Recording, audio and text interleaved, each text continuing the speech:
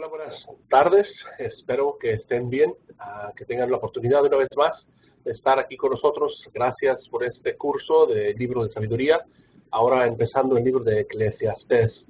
Ha sido una introducción a los libros de sabiduría, tomando en cuenta que los libros de sabiduría son elementos importantes para ayudarnos a vivir diariamente, tener un caminar en Cristo, en la presencia de Dios, y puede ser en alabanza, como salmos, o en lamentación, como salmos. Va a ser como un tipo de enseñanza a través de la poesía, de palabras elocuentes, de paralelismos, de similitudes, de partes donde podamos inclusive abrir nuestro corazón y crear imágenes, metáforas, palabras que puedan llenar mucho contenido en una sola palabra. Y por eso a veces se hierven o se reducen a lo que es el libro de Proverbios, donde son frases pequeñas, cortas, dichos, a veces inclusive son simplemente refranes que nos ayudan a recordar verdades, nos ayudan a entender conceptos bíblicos, donde podamos inclusive memorizarlos rápidamente o, como dijimos también, para los jóvenes, ¿verdad? Es algo que los jóvenes pueden utilizar para incluir su vida en decisiones que estén tomando, en partes donde estén inclusive decidiendo si van a mover, a hacer, a crear, con quién se van a casar, pero a fin de cuentas el fin de todo esto es darnos elementos importantes para producir sabiduría en nuestros corazones, ¿okay? En lo práctico, en lo común, en lo diario. Yo creo que por eso es importante entonces notar que el libro de Eclesiastés va a seguir en esa línea de libros de sabiduría. Son libros que ahora es un poco complejo el leerlo, porque el libro en sí está como un sermón, como un tipo de prédica, una presentación que dio un orador, y tiene partes que pues hasta no parecen bíblicas, partes que son difíciles de interpretar porque a veces queremos creer que es Dios el que está hablando, pero en realidad son otras voces en la carta, en el libro, y parece que tenemos que ser muy sabios en decidir qué es lo que nos está queriendo decir. Ahora, podemos interpretar, podemos leer, podemos concluir lo que queramos, pero a fin de cuentas no podemos evitar la parte más importante, ¿no? La parte central de todo esto, y es lo que el mismo autor nos dice, ¿no? El fin de todo esto es que temer a Dios, a Jehová, y guardar sus mandamientos, porque esto es el todo del hombre. Entonces, es lo que queremos últimamente llegar. Queremos ser personas que puedan vivir las escrituras interpretándolas en nuestros contextos, en base a lo que estamos leyendo, a lo que fue su contexto, el Sitzleben de ellos, pero también tenemos que saber que nos da la conclusión. Entonces la conclusión es como el final, la sombrilla, una sombrilla que cubre todo. Entonces no podemos interpretar algo que esté fuera de esos pensamientos, de esa conclusión. No podemos concluir que Dios no existe. ¿Por qué? Porque no podemos temer a un Dios que no existe. No podemos decir que podemos hacer lo que sea. ¿Por qué? Porque los mandamientos de Dios tenemos que guardarlos. Entonces el autor sí entra en una metáfora o ilustración o a veces como pláticas que parecen ser un poco confusas, pero él es claro en explicarnos cuál fue el propósito con el que dijo lo que dijo, ¿verdad? Y por eso ahí si tienen sus Biblias podemos ir a Eclesiastés y va a decir el primer versículo, palabras del predicador, hijo de David, rey de Jerusalén, ¿verdad? Esta palabra predicador, esta palabra que es un término que procede del griego, ¿verdad? Y que significa el que se sienta en una asamblea a hablar. La evidencia interna menciona en el libro, da a pie a atribuir la autoría al rey de Salomón. Entonces el libro nos explica que está escrito por un predicador y que es el hijo de David. Y tendemos a pensar que es Salomón, ¿no? Porque Salomón fue más sabio, fue el que escribió los proverbios, el que tuvo mucho que ver con el templo, con la instrucción de los levitas. Entonces, es un discurso que él va a empezar a explicarnos, ¿no? Y por eso Eclesiastés 12:13 es muy importante. Es la parte fundamental, es lo que él puede decirnos, el fin de todo el discurso. ¿Okay? Es como cuando vas a una película y te dicen el final de la historia. Al final de la historia, pues ya sabemos qué pasa y la película se entiende diferente. Tenemos ya la conclusión. Por lo tanto, podemos pensar lo que es diferente. Ahora, entonces el libro es las palabras del predicador. ¿Okay? Entonces el libro, todo el libro es solamente un discurso. ¿Okay? Entonces en Salmos tienes diferentes libros, cada uno de ellos dividido, 5 libros, y dentro de estos libros hay diferentes poemas, refranes, lamentaciones, oraciones, alabanzas, muchos tipos de cantos, cantos más rápidos, más lentos, instructivos o a veces edificantes, pero termina siendo diferentes autores, diferentes épocas, hablamos de casi 1000 años o 900 años de rango en el libro de Salmos. Ahora, el libro de Proverbios son como frases y oraciones que han sido tomadas a veces hasta al azar, pero en realidad han sido recolectadas como una antología, como una colección de pensamientos por mucho tiempo, como un tipo de libro de enseñar a los jóvenes. Ahora, el libro de Eclesiastés es un libro que más bien es como un sermón. ¿Okay? Y el tema principal es vanidad de vanidades, todo es vanidad, ¿no? Es palabra de Hebel, en hebreo, como no tiene ningún valor, es como un humo, como un vapor, ¿no? Entonces, eso es el tema principal y por eso dice, todo es vapor, todo es miseria, no tiene valor la vida, vanidad de vanidades, todo es vanidad. Pero el fin del discurso es que temamos a Jehová y que guardemos sus mandamientos. Esa es la parte donde el autor nos enfatiza por qué está escribiendo, por qué quiere comunicar esto a nosotros. Entonces, el libro es uno de los libros más tradicionales, leídos en la fiesta de los tabernáculos. Recuerden cuando los judíos salieron de Egipto, estuvieron 40 años en el desierto, viviendo en casas de campaña, en estos pequeños tabernáculos, pequeñas moradas de tela, de pieles de animales, donde podrían moverse, ¿no? Era como si fueran personas andantes, personas que se movían, que podían inclusive darse cuenta de que, pues de que todo lo que tenían es vanidad. Uy, ¿te acuerdas aquellos caldos de carne que teníamos? Uy, era vanidad. Uy, ¿te acuerdas cuando vivíamos en Egipto? Eso es vanidad. Entonces la vanidad va a ser recordada. ¿Por qué? Porque en ese momento, cuando ellos están saliendo de la esclavitud, lo que quieren es tener sentido de la vida. Que es, no tenemos casa, no tenemos comida, no teníamos nada de seguridad en la vida. Lo único que tenemos seguro es la muerte. Y lo único que tenemos seguro es que todo es vanidad. Entonces, por eso los judíos leen este libro en la fiesta llamada Sukkot, o la fiesta de los tabernáculos, y es practicado para recordar lo importante que es que a pesar de donde estemos, las circunstancias donde estemos, tenemos que temer a Dios y guardar sus mandamientos. ¿Okay? Eso es vivir la Torah. Es vivir las enseñanzas que Dios ha dejado, amar a tu prójimo como a ti mismo, respetar a las personas, ser buen jefe, buen empleado, cuidar a la esposa, a los hijos, procrear el mundo. Todo esto es parte de lo que el libro va a recordarles. La palabra de Dios es lo que tienes que vivir, no lo que las filosofías del mundo estén diciendo. Ahora, perdón, la palabra Kohelet es como esta palabra de el nombre del libro y es el que se llama un asambleísta, una congregacionalista, un predicador, un maestro, ¿no? Esta palabra Kohelet. Entonces, muchas veces es lo que el libro se conoce como Kohelet, ¿no? Es el libro de Eclesiastés, es el libro del asambleísta, es de la congregación. Entonces, es un sermón. Es lo que la iglesia, la palabra eclesia viene de eclesiastés, eclesia, eclesiastés, tiene similitud. ¿Por qué? Porque estamos hablando de una asamblea, el grupo donde se reúnen para hacer algo específico. Entonces, el libro de Eclesiastés es un sermón, es una prédica que está dirigida o hecha por este gran escritor.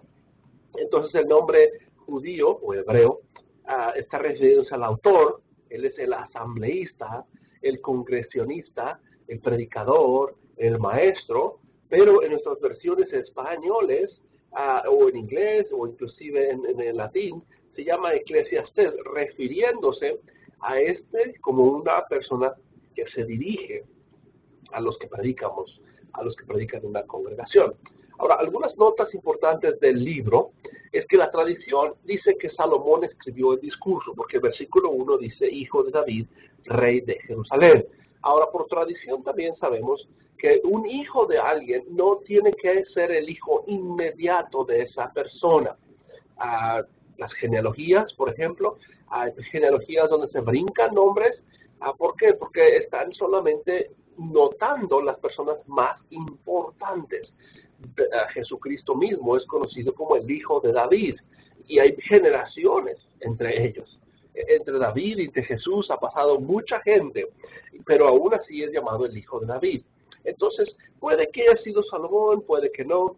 Lo importante es que es un libro de sabiduría que nos va a ayudar a entender más cómo vivir en esta vida. Tal vez a Salomón es la persona más apropiada, pero yo creo que si Salomón mismo lo escribió a lo largo del tiempo, a lo largo del desarrollo, a través del Espíritu Santo, personas han editado, cambiado, modificado, añadido para poder tener una mejor versión, una versión editada de este libro.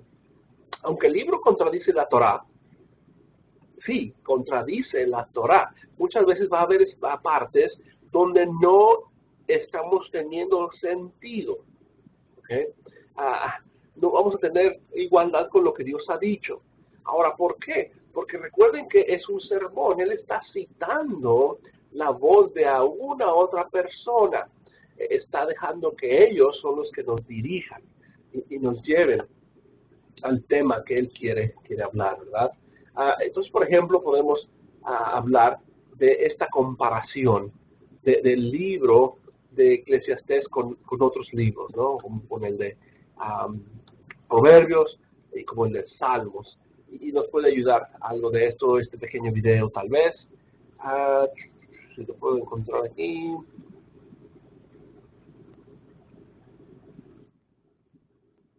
Aquí está. Es el libro de Eclesiastés. Y este libro tiene este video, claro, el proyecto en Biblia, del Bible Project, y lo tengo con subtítulos para que lo podamos oír y tal vez podamos escuchar mejor. Ahora, si no lo escuchas, está en inglés, lo que puedes hacer es leer los subtítulos y los puedas entender un poco mejor.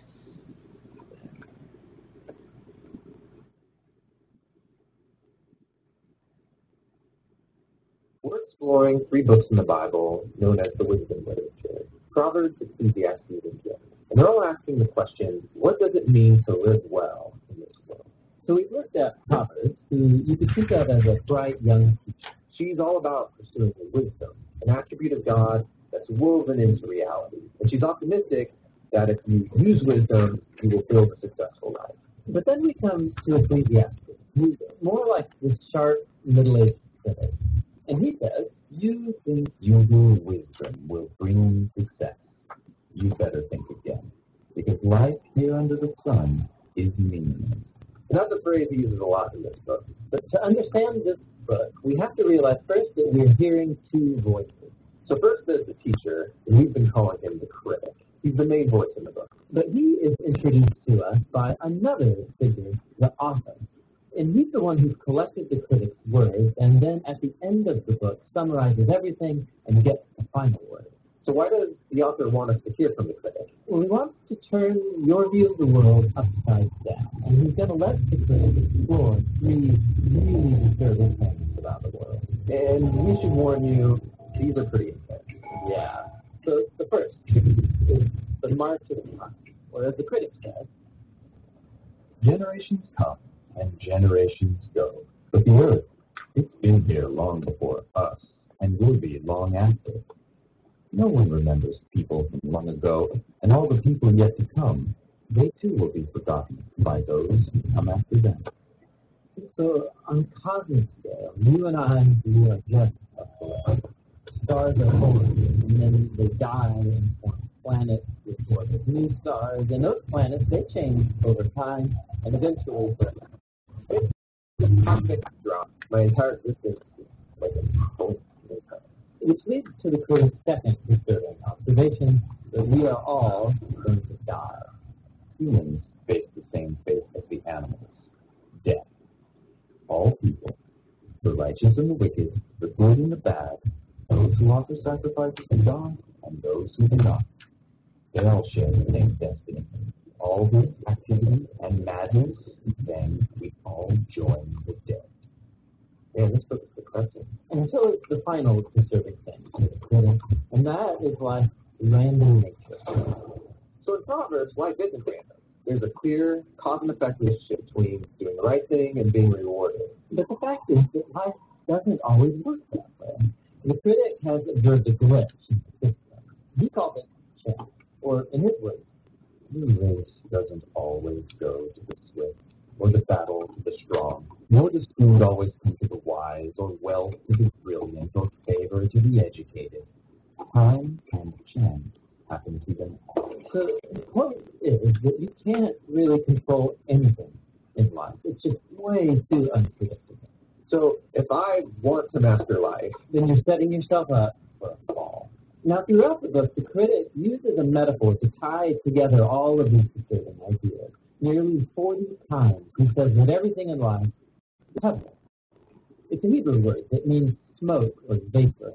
Like smoke, life is beautiful and mysterious. it takes one shape, and before you know it, it takes a new shape. And smoke looks solid, but try and grab it, it'll slip right through your fingers. And when you're stuck in the thick of it, like fog, it's impossible to see clearly. Now, our modern translations have lost the metaphor, and they usually translate pebble as meaningless.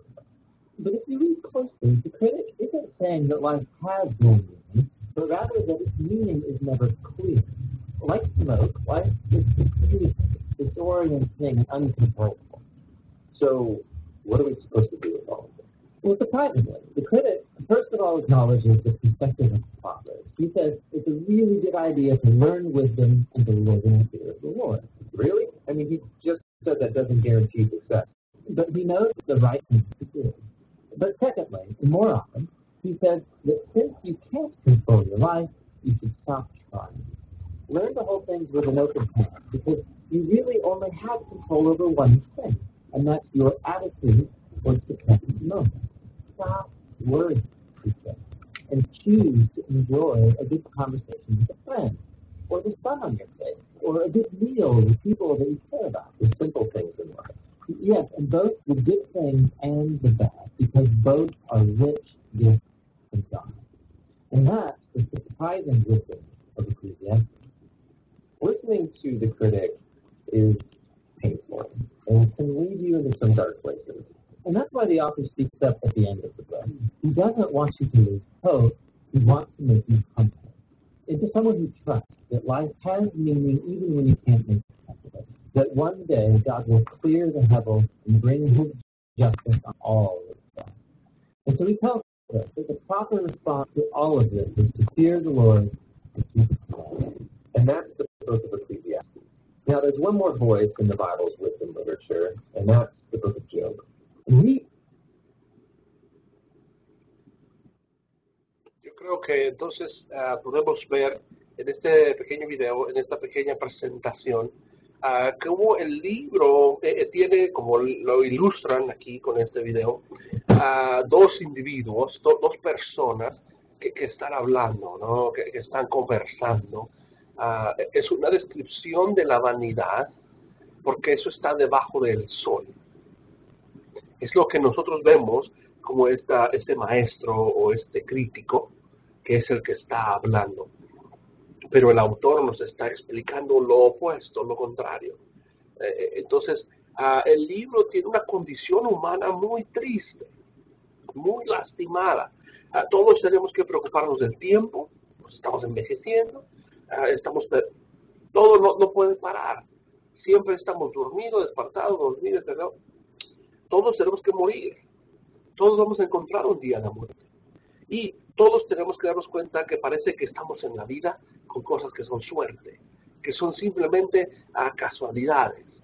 Pero yo creo que el autor deja que estas voces hablan y hizo 40 veces está leyéndose esta palabra de vanidad, de la palabra Hebel en hebreo, porque es algo que nos quiere dar como un ejemplo de la vida sin instrucción divina.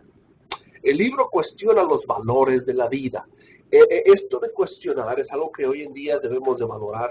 Estamos acostumbrados a que todo sea hermoso y rosa y que no suframos y que, gloria a Dios, todo va a estar con nosotros y un evangelio de prosperidad que en realidad los judíos entendían muy claramente que eso no es vivir delante de la presencia de Dios. Todos los que fueron de alguna vez al pueblo de Dios han sufrido, han tenido problemas, se han movido a entender que dentro del dolor, de la angustia, de la preocupación, ahí también está Dios. Por eso es un encuentro entre la razón y la fe.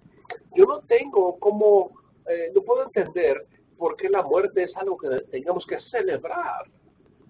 Hay personas que tienen un luto y una tristeza porque alguien fallece, pero nosotros vemos que dentro de Cristo tenemos mejores opciones de vida. Por eso nuestra fe y nuestra razón tienen un conflicto, ¿verdad? Ahora esta palabra de vanidad, me gusta que la ilustración del video es muy buena. Habla como este vapor, como este humo, ¿no? El que está fumando.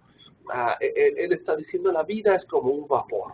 Ahora, no simplemente porque no tiene valor, sino que la vida es como esta niebla, como esta imagen que a veces se pierde, se hace borrosa, se hace no muy clara, y es como indecisa, no podemos predecirla.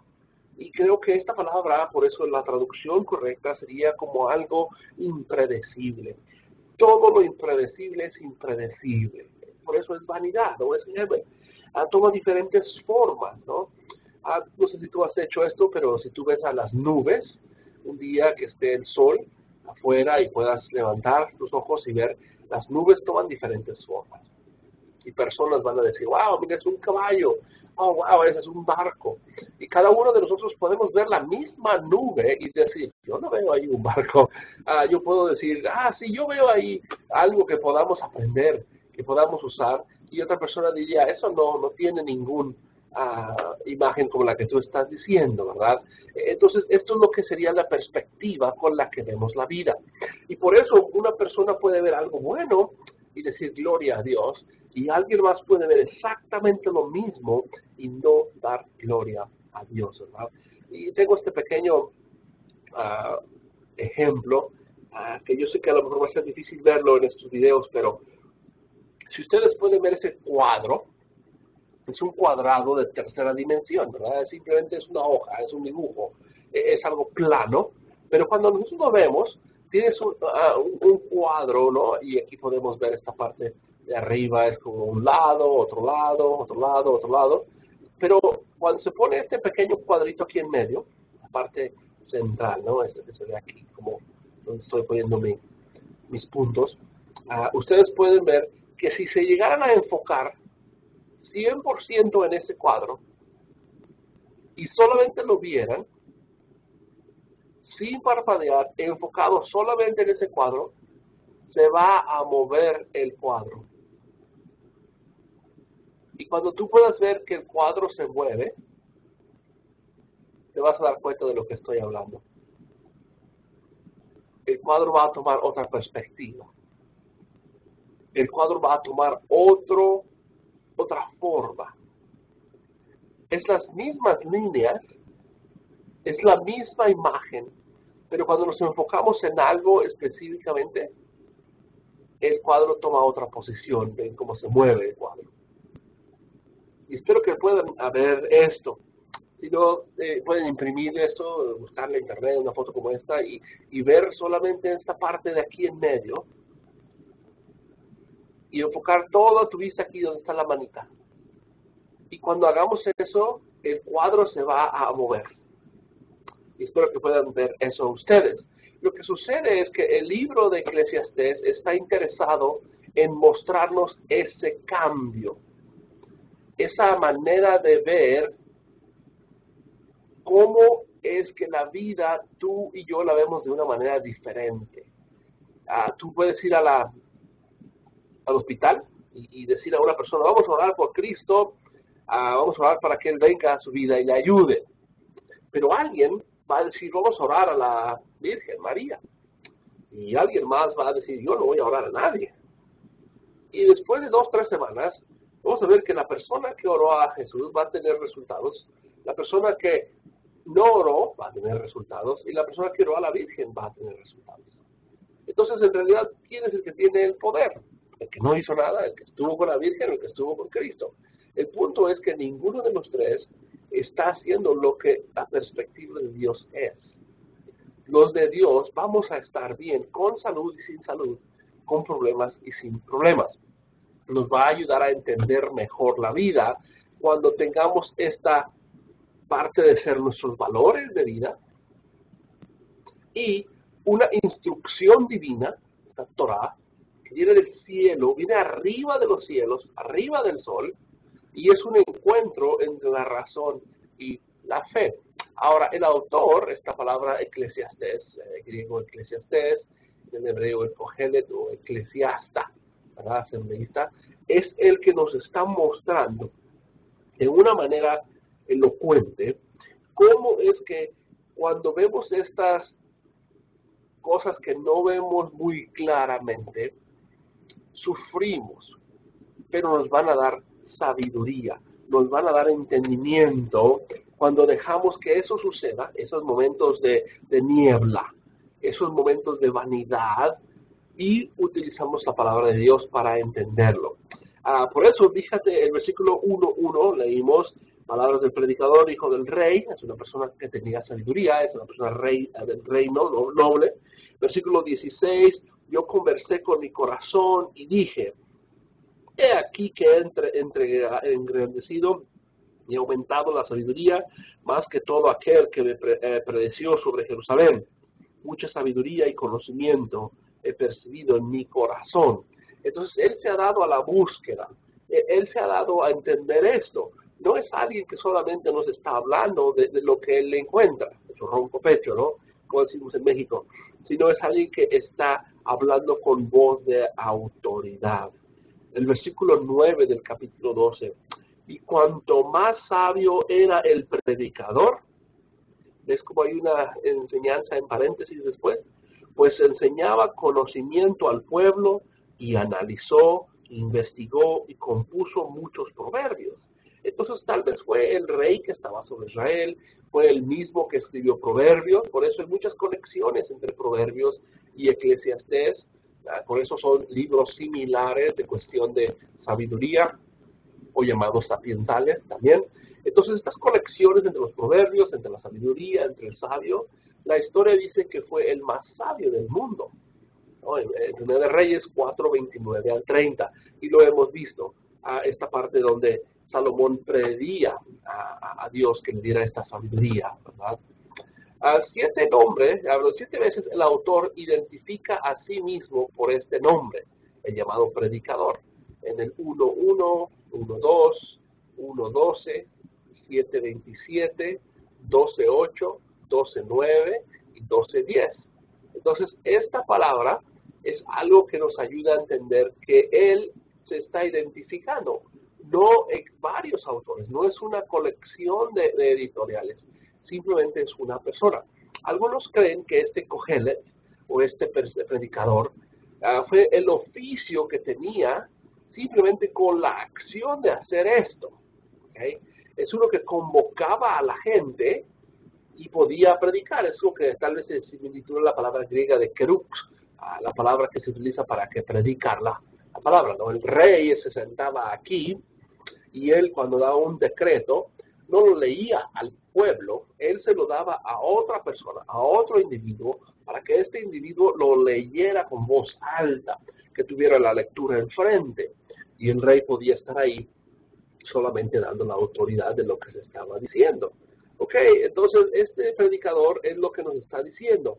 Él está interpretando lo que el mundo nos dice, lo que el mundo está explicando, en contraste con lo que Dios está diciendo. Pero él solamente es una bocina, es una voz, es una persona que habla. Y por eso dice el versículo 10, capítulo 12, y el predicador trató arduamente de hallar palabras agradables y ciertamente escribió palabras de verdad. Las palabras de los sabios son como aguijones, como clavos hincados por expertos carpinteros, impartidas por un pastor. ¿Okay? Entonces es como esa persona que sabe hacer una mesa de madera, con clavos perfectamente los une para que la mesa quede funcionable. ¿Okay?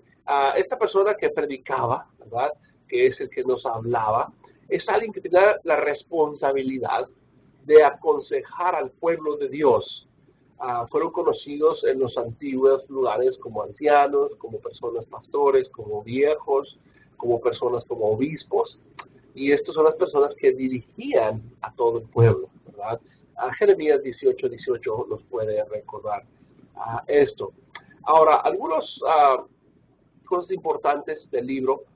Podemos ver que la fecha 931 a.C., antes de la muerte de Salomón, estamos hablando que es bastante tiempo, casi 1000 años antes de Cristo. Entonces, imagínense lo que teníamos escrito en los años 1000, 1100, se compararía con lo que estamos leyendo hoy en día.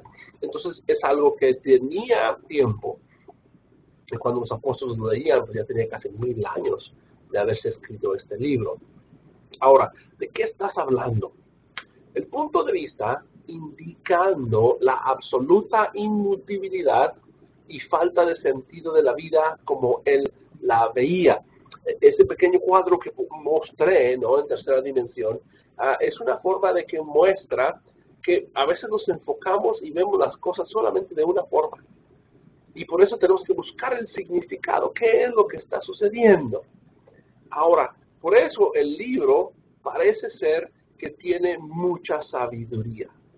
¿Okay? El libro de Eclesiastés prepara al hombre secular para los tesoros de la sabiduría práctica que se encuentran en otros libros, como el libro de Proverbios y como el libro de Salmos.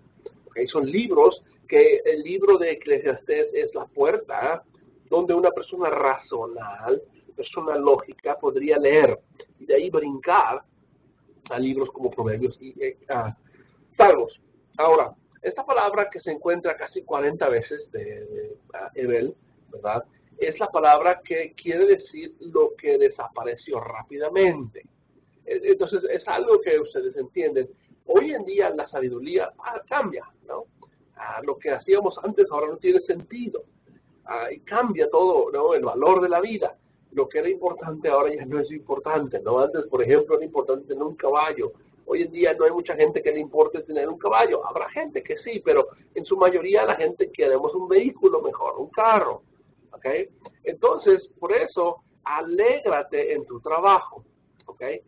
Esto no es un llamamiento al epicuretismo, sino una exhortación a disfrutar la vida con todas sus limitaciones. ¿Okay? Él lo que quiere decir es, cuando estamos perdiendo el sentido de la vida, vamos a disfrutarla. Una buena comida, vamos a invitar a la gente, vamos a disfrutar la vida de matrimonio, los hijos, y tener una vida presente. Recuerden que cuando ellos estaban en el exilio, es lo que tuvieron que aprender a hacer. ¿Cómo poder vivir en un país lejano, fuera del tuyo? Piensen en Daniel. Fue una persona que desde jovencito se lo llevaron, le cambiaron el nombre, le cambiaron el idioma, la comida, inclusive, que por tradición sabemos, le quitaron su hombría, ¿no? Lo castraron para poder tener una vida diferente. Ahora, ¿cómo puede este hombre, Daniel, tener sabiduría en ese momento? El disfrutar las bendiciones de Dios y vivir por sus promesas nos da la fuerza de hacer la frente, para enfrentar las cosas que son incertidumbres y dificultades de la vida. Entonces, por eso hay que estar contentos, hay que poder entender qué es lo que está pasando en nuestra vida, ¿verdad? Aquí tenemos este pequeño bosquejo, tal vez podemos ver el bosquejo del libro de Proverbio. Es un bosquejo que fue escrito por el señor Kaiser, ¿verdad? En 1979, es un poquito antiguo este bosquejo. Pero primero dice que hay que buscar el disfrute de la vida. Número 2, el problema, cómo entender la obra de la providencia, ¿verdad? Cómo es que Dios está trabajando en esto. Y después, el número 3, es la aplicación, cómo poder vivir esto, cómo ponerlo en la práctica. Y por último, fin de la búsqueda, la solución final. Entonces podemos ver en la progresión de este pequeño bosquejo, es que tiene una presentación, es un buen sermón. Primero hace la pregunta, ¿qué es lo que estás buscando? Después te dice el problema que tienes, cómo entender la obra de la providencia, ¿ok? Dios tiene un propósito eterno, aunque la sabiduría humana no la puede hallar, ¿ok? Y te va a decir cómo pares el propósito de todo evento. Después se va a mover un poquito más a la opresión, todo lo que observamos en la vida. Yo sé que tú entiendes esto porque tú, donde estés, tienes problemas económicos, sociales, de relación, de diferentes etnias. La advertencia en el criterio precipitado a mover el hombre a cuestionar el propósito de Dios es un libro que tiene que ser leído muy sabiamente. Por eso hay que cuidar, guardar el pie del culto de la adoración, las promesas precipitadas. No hagas promesas muy rápidas a Dios. Y la conclusión es esta, la aplicación es la providencia en vista de la injusticia, en donde tú y yo podamos ver que no entendemos nada, estamos totalmente perdidos. Aún ahí es que Dios va a darnos respuesta. El juicio correcto respecto a la prosperidad del hombre ayuda a explicar las supuestas injusticias de la providencia. Por eso la prosperidad no es necesariamente buena. El que tiene mucho dinero no tiene todo. El que tiene toda la salud no tiene todo. ¿Okay? Muchas veces la prosperidad es una carga. Es mejor haber nacido que encontrarse en esa circunstancia. ¿Okay? Es mejor no haber nacido que estar sufrido. La vanidad es un deseo no saciado. Y como pueden ver, es un buen bosquejo que nos puede ayudar a entender que el libro tiene muchos temas importantísimos que podemos predicar el día de hoy, que podemos compartir con las personas el día de hoy. Entonces, por ejemplo, él termina hablando del gobierno, que es injusto, y esto lo entendemos muy bien en Latinoamérica. Todos nuestros gobiernos siempre son tan injustos, nos maltratan tanto. Por eso el ciudadano debe obedecer al rey. Ahora, todo eso es como, ¿cómo le voy a obedecer a este presidente? Nos ha robado, nos ha maltratado, porque tenemos que tener sabiduría. Eso es lo que nos va a ayudar, ¿no? A poder ser luz, sal. Y Jesús lo dijo en su sermón del monte, en sus enseñanzas. Tenemos que ser personas que veamos el mundo diferente. Donde no nos importa que pase el tiempo, no nos importa que vayamos a morir, no nos importa que vayamos a ver que la vida no tiene sentido. Eso es lo que demuestra en realidad si amamos y queremos a Dios. Por eso la conclusión va a decir es esta. Aún no se entiende la operación de la providencia, pero esto no debe disminuir el gozo. ¿Okay? Entonces el gozo debe de existir a pesar de que no lo entendamos. No puedo entender qué sucede en el bautismo. No puedo entender qué sucede cuando mi esposa y yo tuvimos que perder un bebé, que tuvimos que perder dinero, o que no tenemos trabajo, o que lo que sea. ¿Por qué? Porque el gozo frente al sufrimiento es importante, es un don de Dios. ¡Wow! Increíble. que el gozo en el sufrimiento es un don de Dios. Aun cuando no se entienda esta providencia, debemos de trabajar día a día duramente. La vida es una actividad de fe. Ser activos en la obra, aun cuando no hay garantía de éxito. Por eso, dirigirnos a Dios temprano en la vida es muy importante. Entonces, ver qué importante es lo que Dios nos está dando. Y el último mensaje es: teme a Dios y guarda sus mandamientos. Entonces pueden ver en este pequeño bosquejo que en realidad Dios ha existido y existirá hasta en las cosas que a veces no tienen sentido. Cosas que no podemos ver nosotros, que no podemos captar, ¿verdad? Busca el significado de la vida. Ahora, ambos, el pecador y el justo, bajo los ojos de Jehová.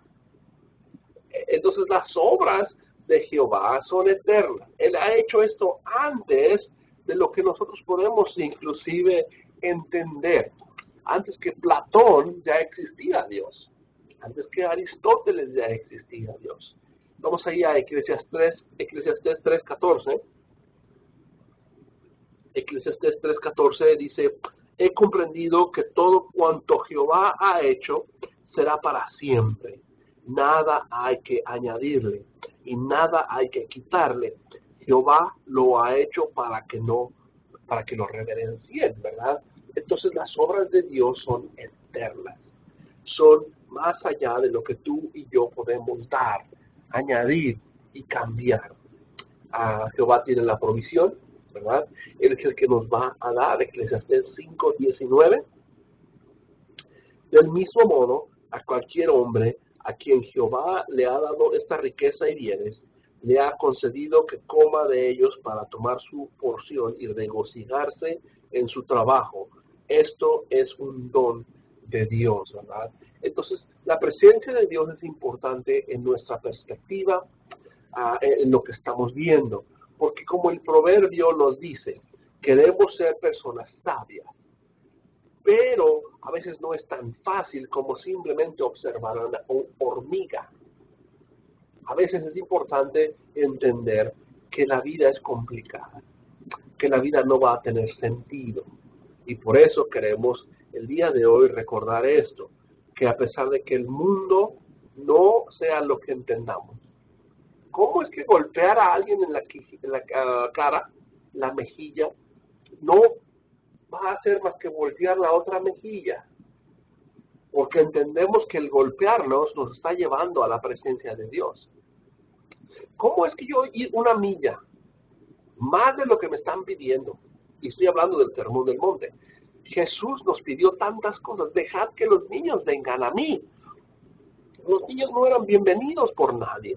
Eran personas estorbosas. Eran niños que lastimaban y gritaban y corrían. Pero Jesús los recibe. El punto de vista es muy diferente. La perspectiva con la que Él está enseñando es muy diferente. Por eso nosotros podemos aprender de Él y podemos ponerlo en práctica de esta manera. Yo creo que esto lo podemos terminar aquí, tal vez, en este pequeño video, para que veamos cómo es Dios, el que en realidad es el sabio. Él sabe lo que está sucediendo. Él lo ha hecho desde su eternidad. Y por eso queremos animar a estudiar más esto y que podamos entender que Dios es supremo. Él es eterno, Él es el que da la provisión, Él es el que es todo en la vida, a pesar de que las cosas no estén funcionando como querramos que funcionen. Esto lo que hace es darnos una perspectiva diferente, es el que nos hace ver cómo ese triángulo, ese cuadro, que les mostré, donde si tú lo enfocas en algo, va a cambiar.